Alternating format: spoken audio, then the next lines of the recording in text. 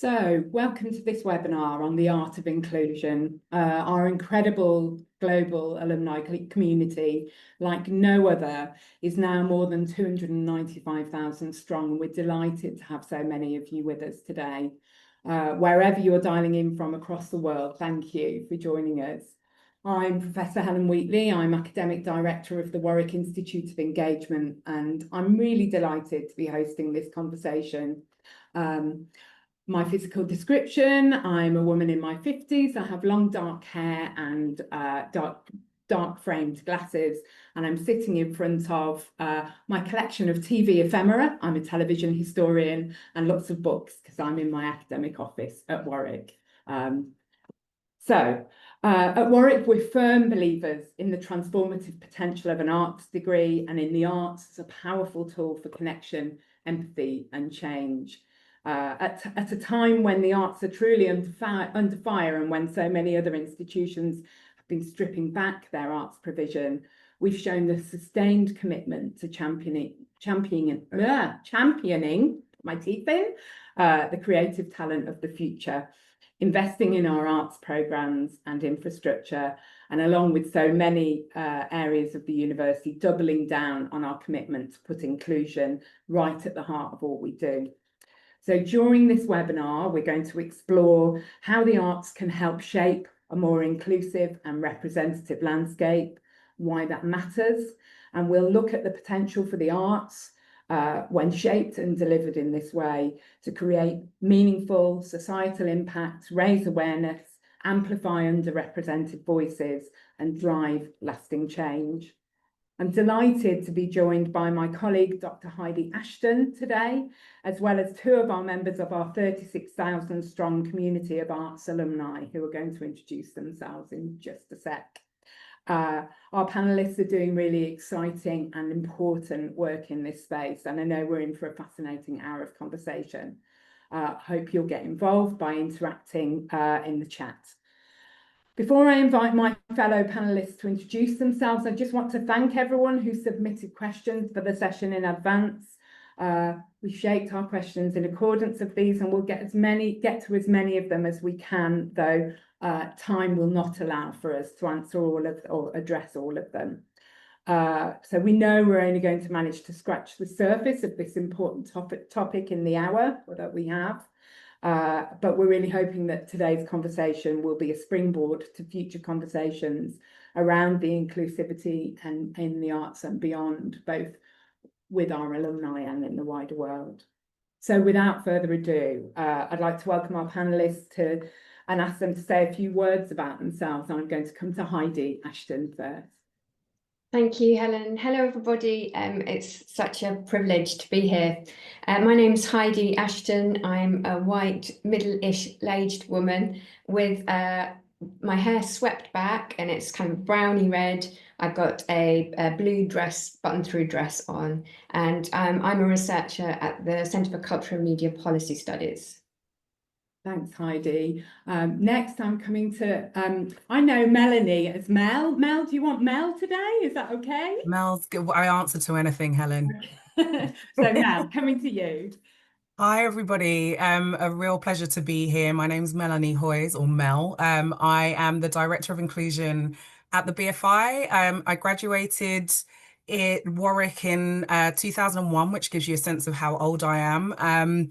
And I am a mixed race, brown-skinned woman with curly dark hair, wearing tortoiseshell glasses and blue and white striped shirt dress today, trying to stay cool. So yeah, look forward to speaking more. Thanks, Mel. And last but not least, to Ali Pidsley. Hello, everyone. Yeah, just to echo Heidi and Mel, it's a real pleasure to be here. Back in the Warwick world. So yes, my name is Ali. I use he, him pronouns. I am a white man in his 30s wearing a blue t-shirt. And I left Warwick I finished my undergrad in 2014. And yeah, I suppose relevant to this is that also in 2014 I formed with a group of fellow students and friends a theatre company called Barrel Organ, and Barrel Organ has now gone on quite a journey, and we're now a registered charity, and part of my life as a freelance artist is co-directing that company.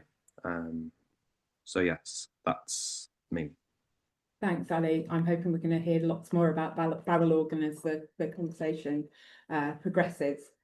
So, opening question, it's a biggie. And it's inviting everyone to reflect on a pivotal moment in your career where you saw the importance of inclusion in the arts and how that experience shaped your approach to your work. And I'm going to come to Mel first for this one. Yeah, I think there have been many doing the work that I do. I think one of the big ones that has formed the way that I work now is a few years ago, I went to the Cannes Film Festival for the first time, which sounds really glamorous, but generally isn't if you're not a major star. And I remember going and being really nervous about what was happening. It's such a big festival, where I fit into that, and didn't really see myself reflected there, as I don't often in the world that I work in. And so I held this lunch for a couple of colleagues of mine who are also women of color, and we invited some people that we knew, and there were 12 of us, and it was just the most joyful time. And I thought I really want to share this with other people. I wonder how many of us are here feeling like this isn't a space for us. I've now run that lunch for the last 3 years. At last count, we had about 160 Black women in that space who come specifically to that lunch because there is something for them at that festival. And I think it just really reminded me of what I should prioritize in my work, which is creating those spaces which the BFI can do and can legitimize and validate. It's a relatively easy thing for me and my team to do. It's a really joyful thing to do, but it's so necessary. I had somebody tell me that, a producer tell me that she was about to leave the industry and came to one of our lunches and just felt so seen and represented, and felt for the first time that she is staying and wants to create more of those spaces herself. So I think it sounds really simple because it's a lunch, but I think the specificity and the intention of creating community spaces for people feels like a no-brainer, but is actually so rare in many of the spaces that we occupy, but specifically in film and television and media often. So that's really shaped the way that I do this work at the BFI, and that is the center of it, is really community and sharing and safer spaces for people. Yeah. That building community is so important, and the sense for solidarity. But I guess the secondary, so I've been aware that this has been happening because I've seen it across your socials, and I guess it's also about visibility as well, making that community visible, not only to each other, but also to the wider world as well. So important. Yeah, I mean, the reason that we did that was because there have only ever been 2 Black women in competition at Cannes in 78 years. Yeah. And so part of the reason we did that was exactly that, to say we are here and people are working in this industry, whether you're legitimizing them or not, they exist. And so the numbers that we have gotten have been really sort of beautiful in that regard, because we can show the industry that they're there. So yeah, celebrating them as well is like a major part of that. Thank you. Ali, what was your pivotal moment, would you say? I sort of have two, but they're very much connected. So I think the first goes back to right at the very beginning of my career, when I was still a student at Warwick, and I Barrel Organ went to a national drama festival. It's called the National Student Drama Festival back then, and it used to take place in Scarborough. And it was where, you know, sort of student made theatre was invited to go to a festival, and it was very brilliant organisation, but very intimidating, very scary place, very felt like there could be a lot of judgment and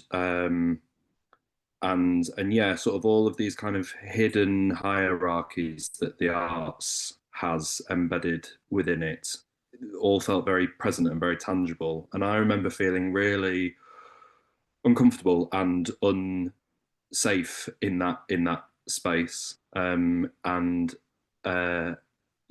initially, and then after a show that we'd done, someone who was an artist who I greatly admired, still do admire,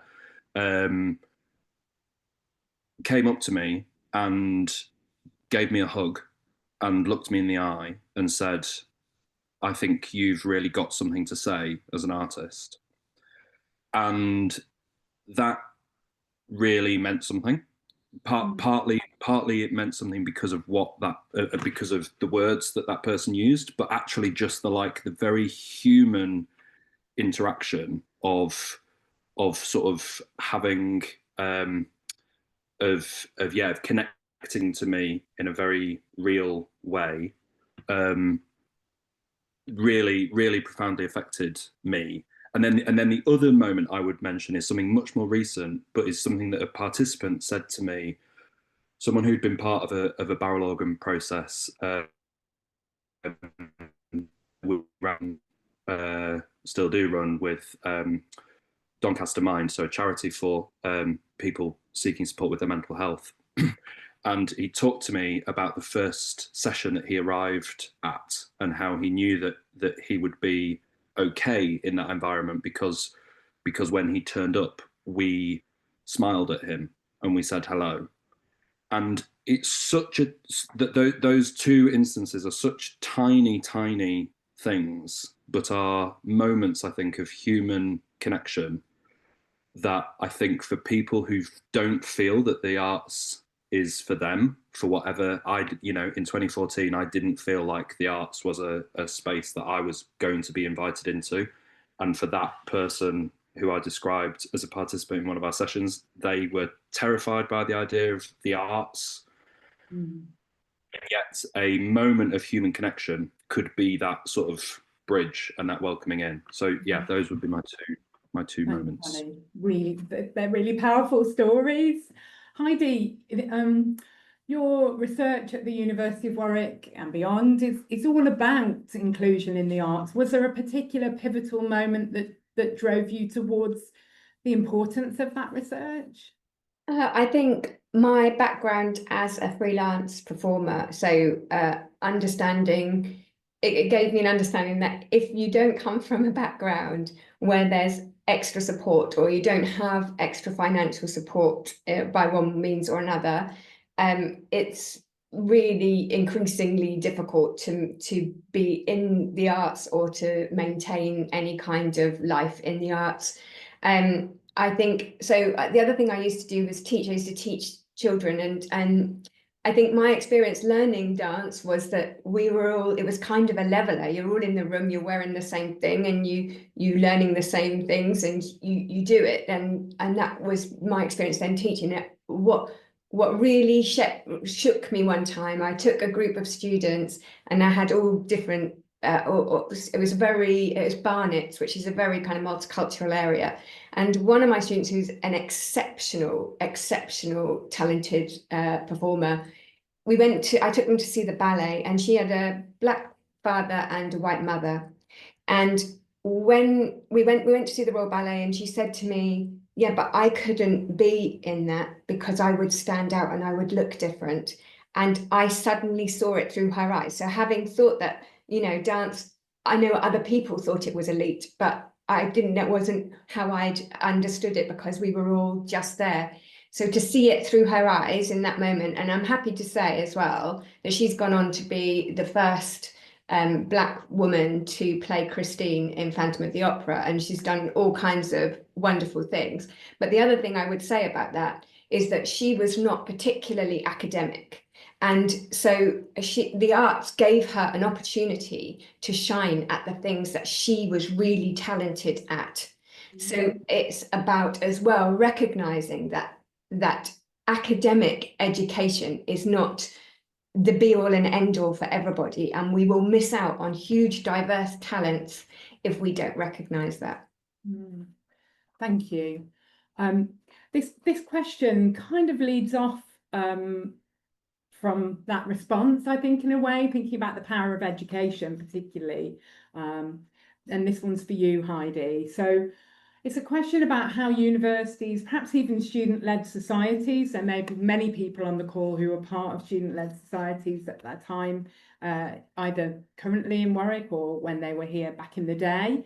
How can universities and societies help shape inclusive, creative cultures and prepare young people from all backgrounds, from all walks of life for the world of work in the arts? In terms of the world of work, I think there's just needs to be a change in the narrative. There's been this kind of sense of the arts being elite, and they're the opposite. They can challenge dominant narratives, and that's why dictators want to control it, right?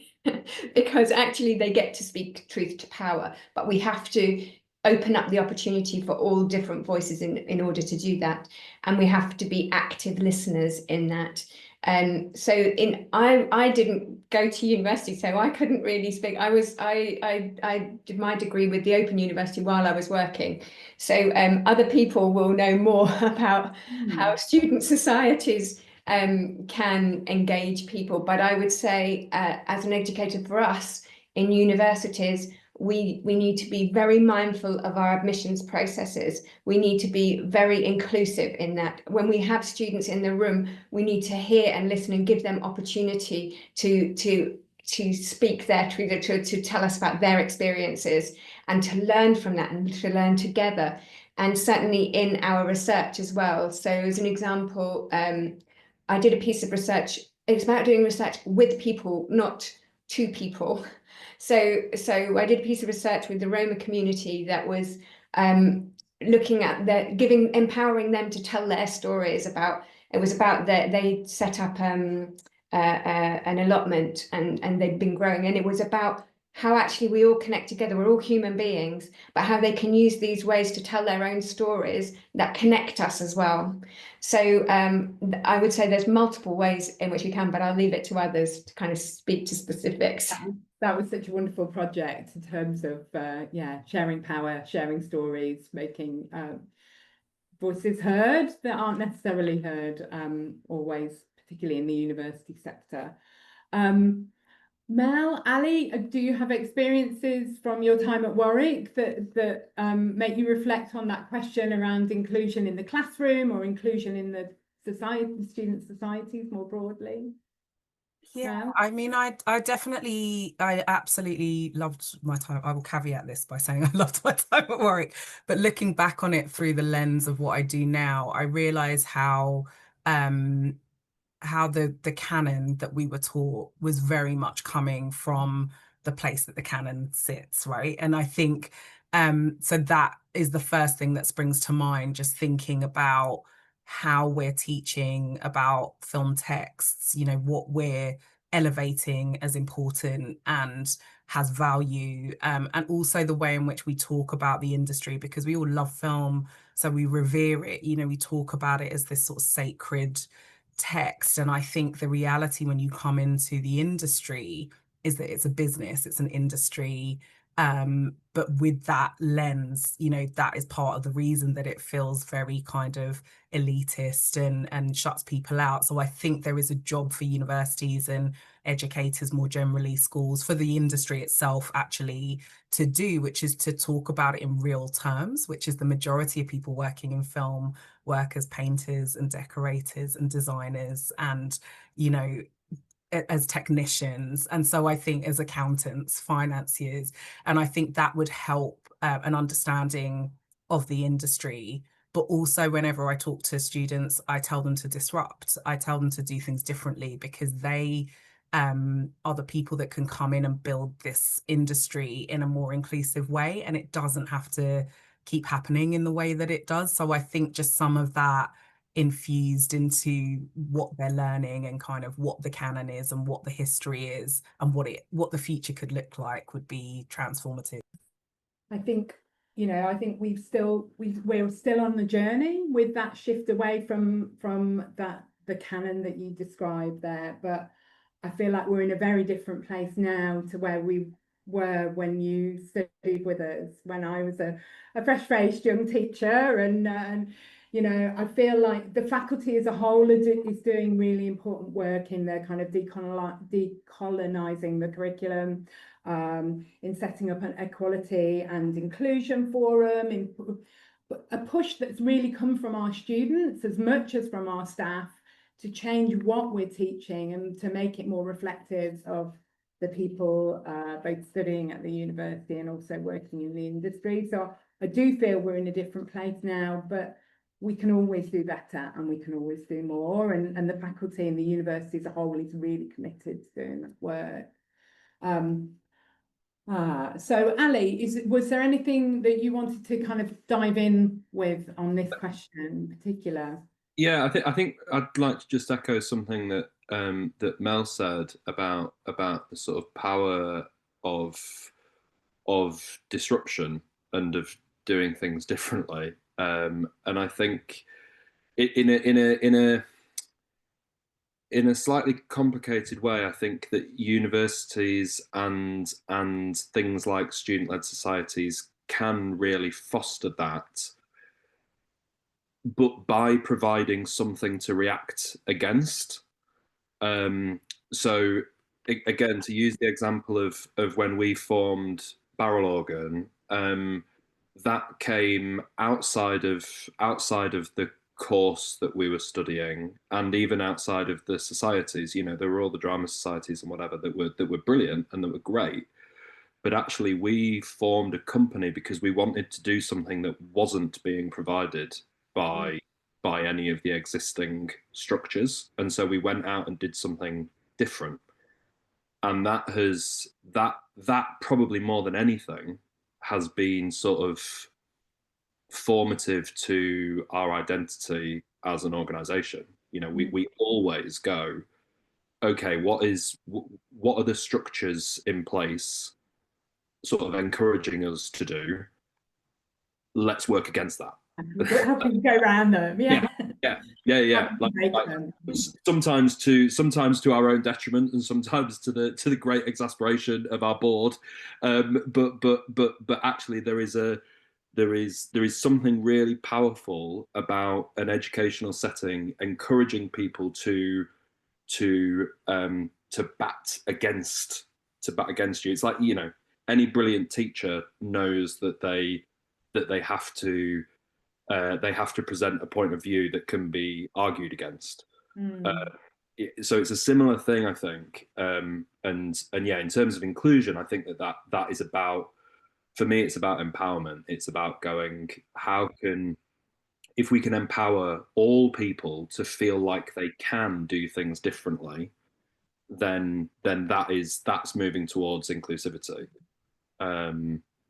Yeah, so I think that educational settings can be really brilliant, but in a weird way, it's sort of like they can be really brilliant as something to fight against. Thanks, Ali.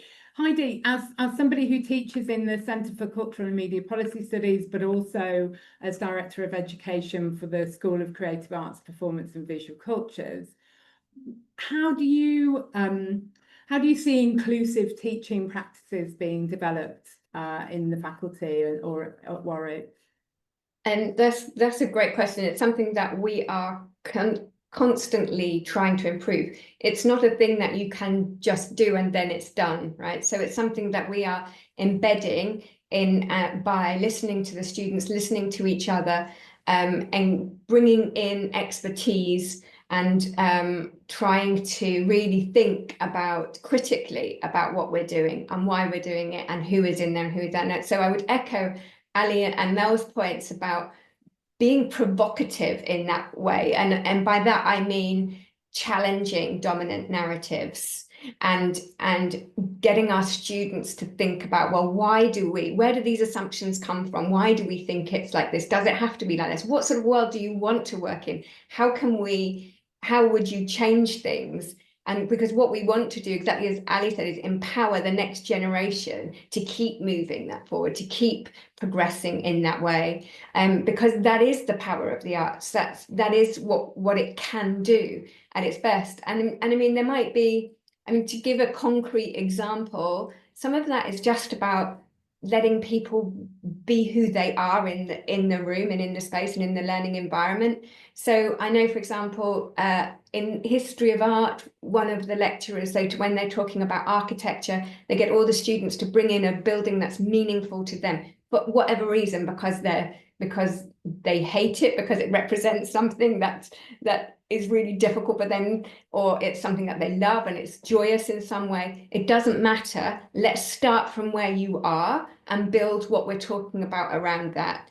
And so there are all these kind of different, so I mean, there are kind of more broader things like making sure we have sans serif, making sure that our materials are accessible to different students. But it's also about the actual engaging in process and practices and thinking not so much in terms of this is right and this is wrong, but challenging all the time and thinking about how we evolve and experience and experiment and create, and how we can do that together, and how when we do that together, it's more powerful and it's stronger.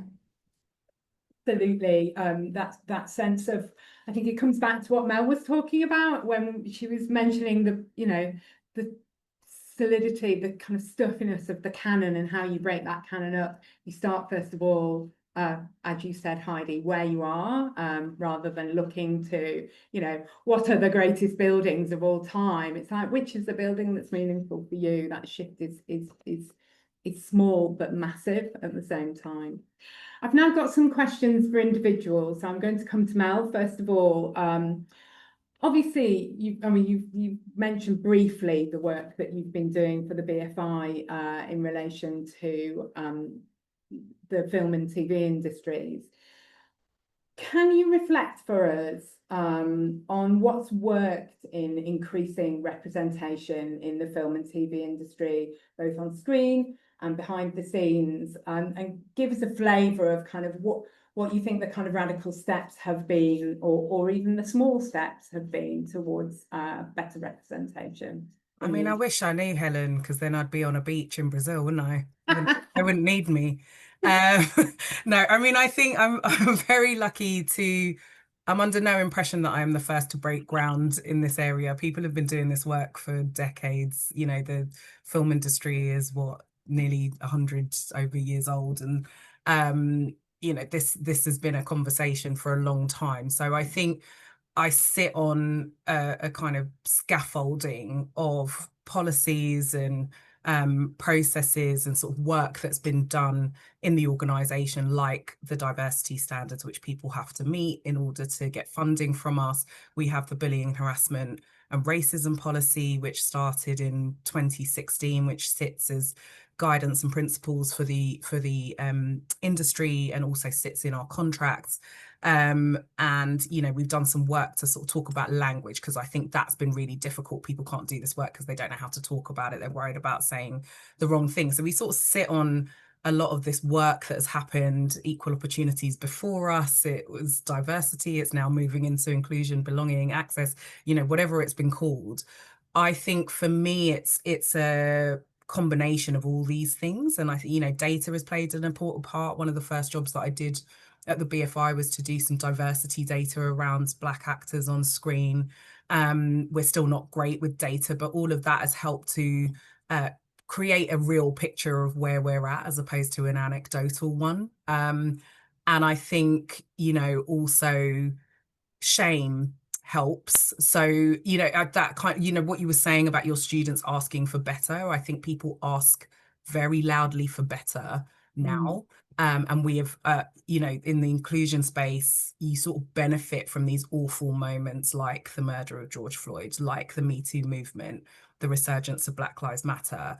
There is a huge kind of swell around disability rights as there should be at the moment. And all of these kind of help you to make a case for the communities that you're trying to serve. So I think that has been helpful. I think it's always a bit 2 steps forward, 1 step back. You know, there are these kind of surges of activity when that shame happens, and then people sort of forget, or something else comes along, or COVID comes along, or the strikes come along, and everybody's like, we're just trying to keep the industry going, without truly understanding that diversity is at the heart of that, at the heart of how you keep that industry going. So I think for me, and the work that I do now is really around, as I said, kind of those communities. And I think serving the people that feel outside of that, thinking about that intersectionality, advocating for that work. We do that internationally. We create best practice in the work that we do, creating inclusive spaces, you know, consulting with communities in the disability space. That's nothing about us without us. That's how we work. We don't presume to know everything. And I think that has been helpful to sort of feel a really good foundation on the work that we're doing. So getting our own house in order, but also has sort of really helped me and my team to feel sort of more psychologically safe in that space, because it can feel like a deluge and it can feel like it's impossible. And I think just sitting in those joyful spaces with community and giving validation and celebrating and creating joy around the people that do exist and the people that want to come in, has been, for me, kind of transformative in the way that we do that work. But I think it is multiple things. And I also think it's the industry taking responsibility for this work. If I'm honest, I can't fix it with me and my £2.50 and my 4 team members. It's going to have to be a collective effort to make any real gains in this space. And I think that has been happening to some extent over the last few years. Do you think, I don't know whether you'll be able to answer this or answer it quickly, even, but I wonder where we are, what your sense is of where we are in the UK. Are we ahead of the curve, behind the curve? Are we grappling with the same thing that people are grappling with around the world? Are there other nations you look to learn in this space? Yeah, absolutely. I mean, I think it's really interesting when you travel, because I sort of all of a sudden go, oh, we're not that bad, actually. It's fine. We're doing all right. So, you know, there are other spaces which are definitely more challenged in this space. If you particularly think of some places in Europe, you know, in Germany, because of the socio-political position, because, you know, they don't have the language to even say the word black, to count people, you know, because of all of their history. So there are other territories that don't have an Equality Act. They don't have a list of protected characteristics to start with. So that is always fascinating to me, because I still think there's work to be done. We still know what the issues are. We don't have to call it anything. But I think that those territories have different things that they're grappling with, and governments, and, you know, this shift to the right wing is sort of not helping this work in a lot of ways, as we might be aware. But I think, you know, somewhere like Canada is doing really good work in this space. I think a lot of people think the UK is doing really well in this space, but I would argue nobody's getting it right, and we will have a long way to go. So thanks, Mel. So I'm going to come to Heidi, and we've heard from Mel about how important policy change can be, how, you know, it's part of that seismic shift, and particularly data-driven policy. So Heidi, given your research on creative ecologies, and particularly freelancers working in those industries, freelance labour, what policy changes do you think are most urgent to support inclusivity for freelancers in the creative industries? I'm going to bang the same drum that I did at the beginning about a change in rhetoric. There needs to be the arts has been in various ways devalued through various policies across the board.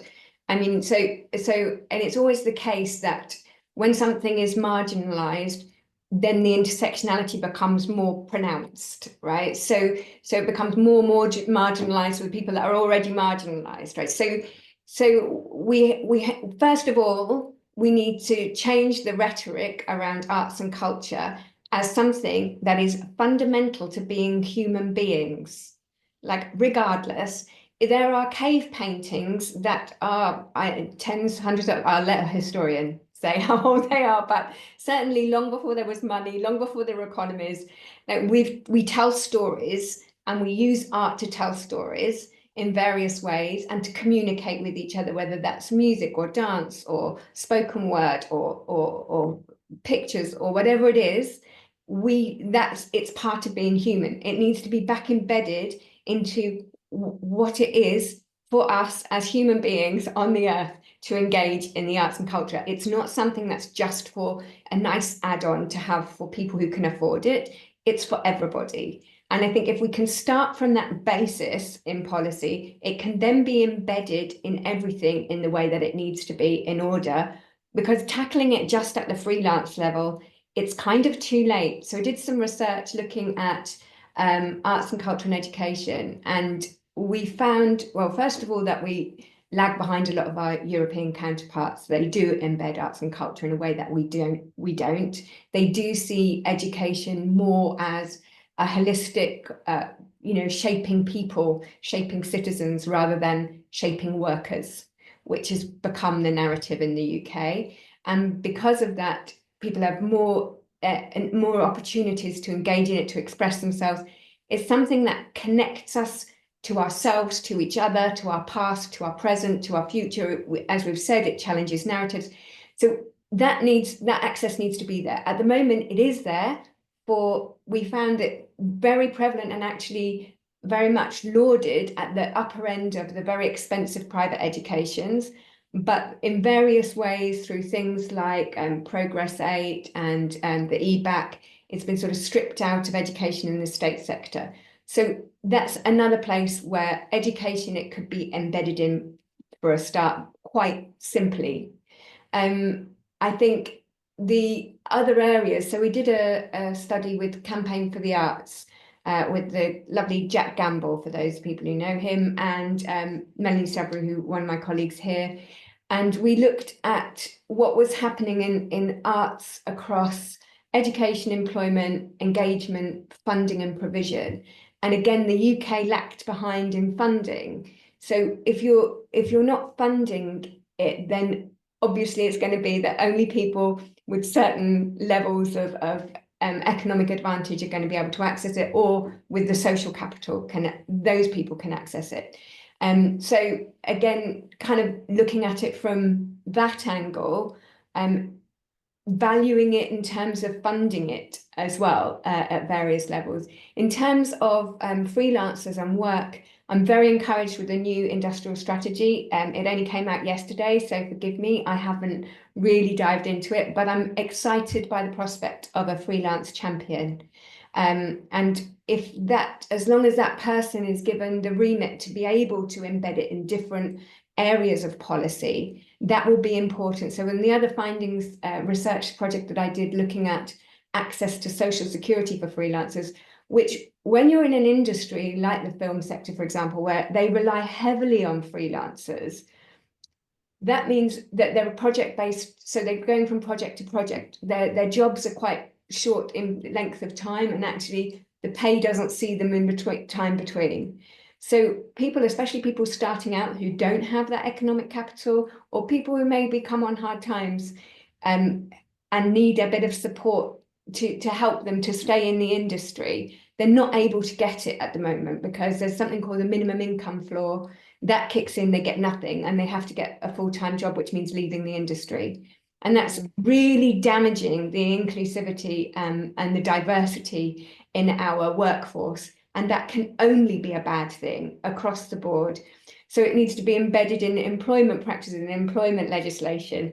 So I know that's a big ask and that's a lot, but I feel like it isn't just the DCMS, that's part of the story, but it's a much bigger story than that, and it's a much wider remit, and embedding it in these different areas of policy is really important. Sorry, that's the problem. We're talking to an academic about their pet subject. They go on and on. No, that's entirely why it's wonderful to talk to academics about their research, because we need that research to underpin, to provide the data, to provide the direction to make a change. And it was really brilliant, Heidi, to see, you know, the launch of that report, which has been dropped in the chat for folks that aren't following the chat. Chat's fascinating. There's so many people on the chat doing really significant work in this area in our alumni. So do go back and read all of those. But it was great to see when that report was launched, Heidi. It was launched at the House of Lords. There was, you know, it's really important that research like yours gets out there and people know what's at stake in not making those changes. So yeah, really, really critical. Good to see Film Television Studies alumni in the chat too. Hello, everybody. So Ali, I'm coming to you now, and this is an opportunity, I guess, to reflect on your experiences as well. What kinds of barriers do people from I'm going to use the word non-traditional background. I think we know what that means potentially in this space. What challenges do people face when going into the world of theatre, and you know, what can be done about them? Yeah. Oh, I mean, this question on our briefing document, this question has 5 minutes next to it. I think we could spend I think we could spend years talking about this. I think there are so many. I think there are so many barriers, and I think in lots of ways, a career in, I don't know, I'm going to say a career in theatre because that's my experience. A career in theatre specifically, I think actually is just what that is in reality is a constant, continual attempt to hurdle, circumvent, get around barriers. I think like it's just it's constant. And that is what I am seeing all the time, and this has been the case over the last 10 years, but I think it's getting more so, is seeing exhaustion from my colleagues, from my peers, and also perhaps most worryingly from young people, from young people who are at the beginnings of their careers, because I think people are arriving at the point of entry, whatever that was, with a preconceived idea that it's hard work, or that there are lots of barriers, and so partly I'm really encouraged by what Heidi has said, and this thing about like changing the rhetoric, changing the narrative, because I think part of the job of all of us who are in the arts is to try and change that narrative, and not to sort of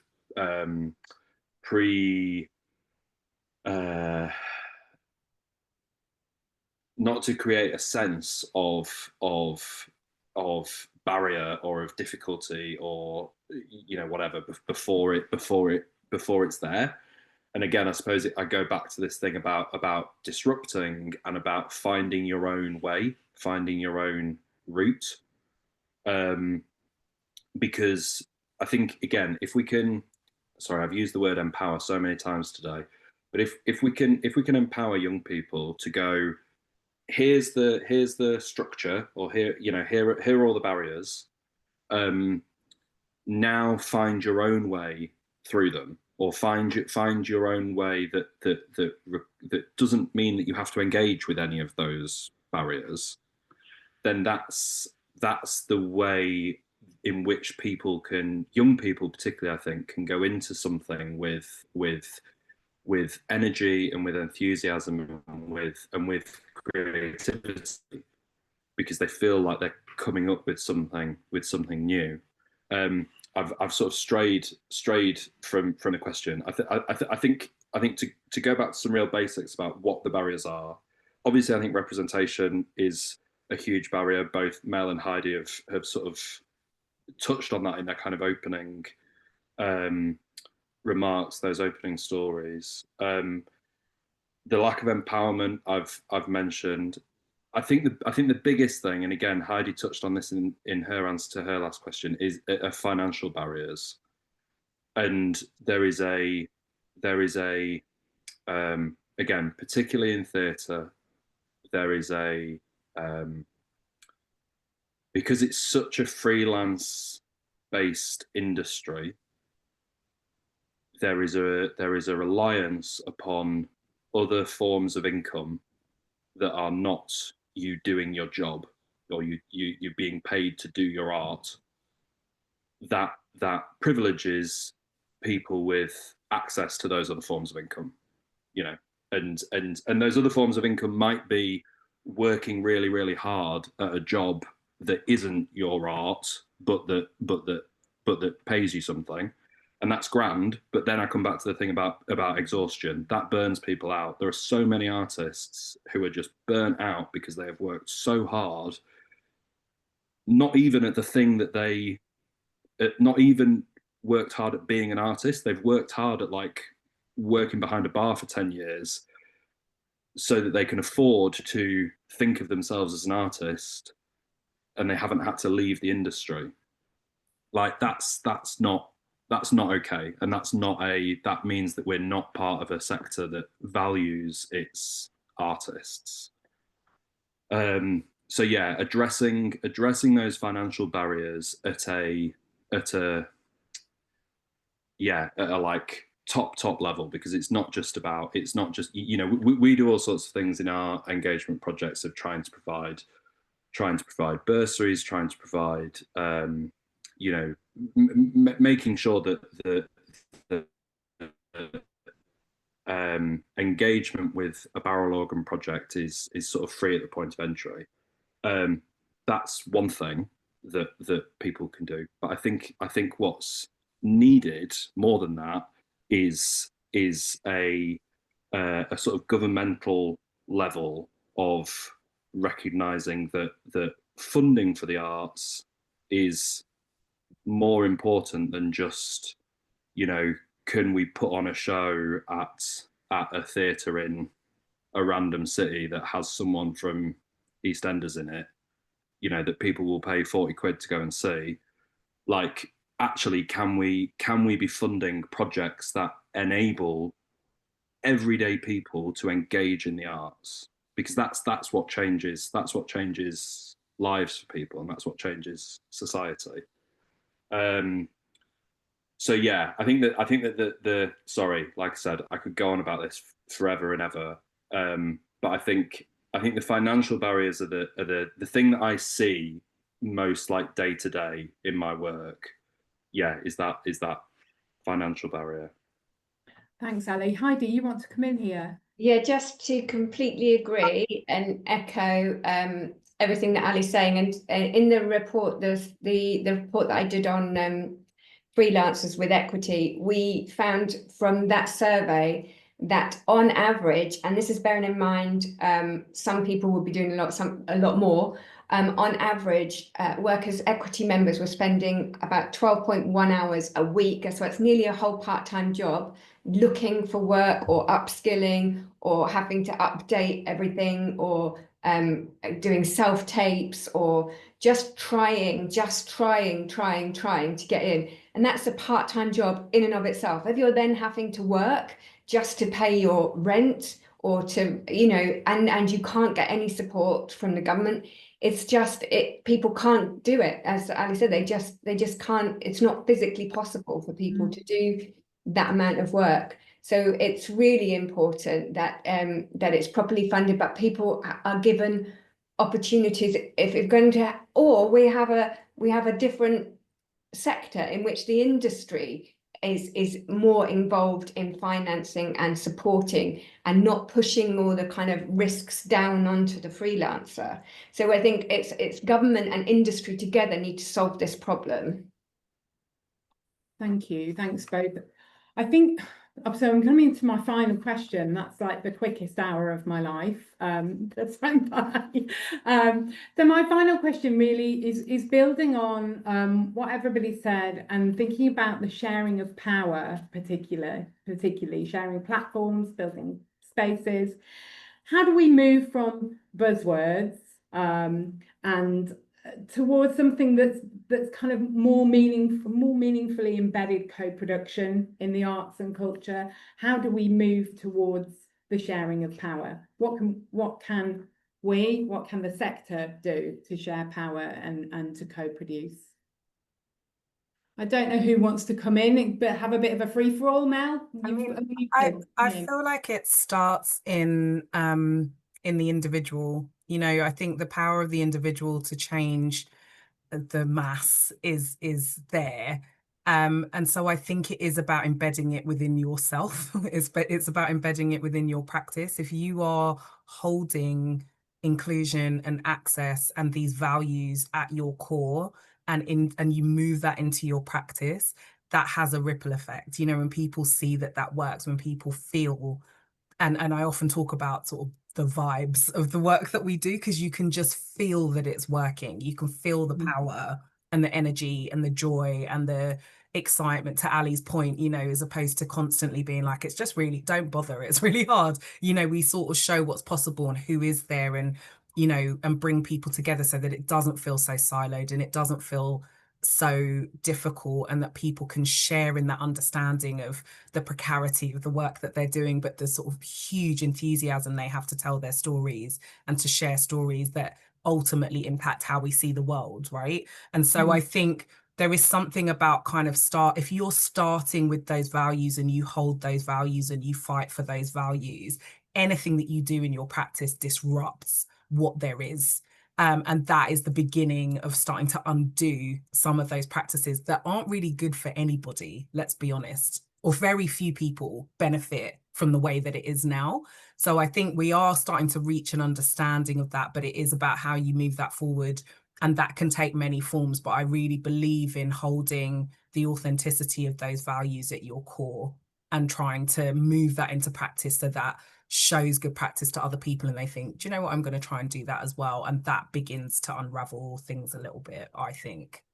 Yeah, so starting right here, starting individually and seeing the ripple effect that comes from that. Ali? Yeah, I think it's sort of working off what Mel's just said, and also echoing back to that first thing that I shared about the importance of kind of human connection.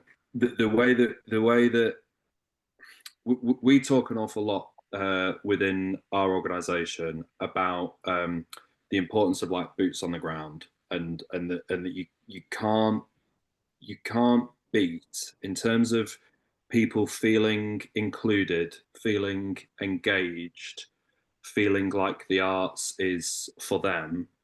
You can't beat actually just like sitting down at a table with, being in a room with, going on a walk with, you know, whatever it is, creating an environment where you, as a person in a position of power, as an artist in inverted commas, is saying to someone else, what do you think, what do you want to say, and then that's that's kind of that's the really important bit. That's also kind of the easy bit though, because the difficult bit is then sort of seeing it through.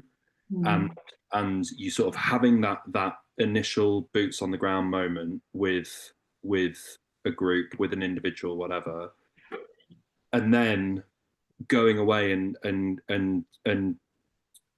doing what they've said, you know.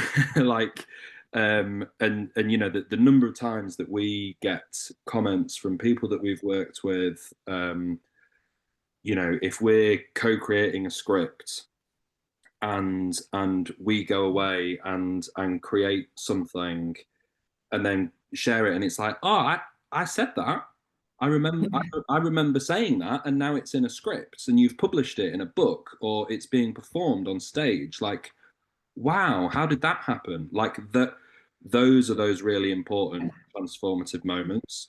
So I think, and you know, we've talked a lot today about the big picture stuff and the kind of the macro and the need for policy change, and I entirely agree and believe in all of that.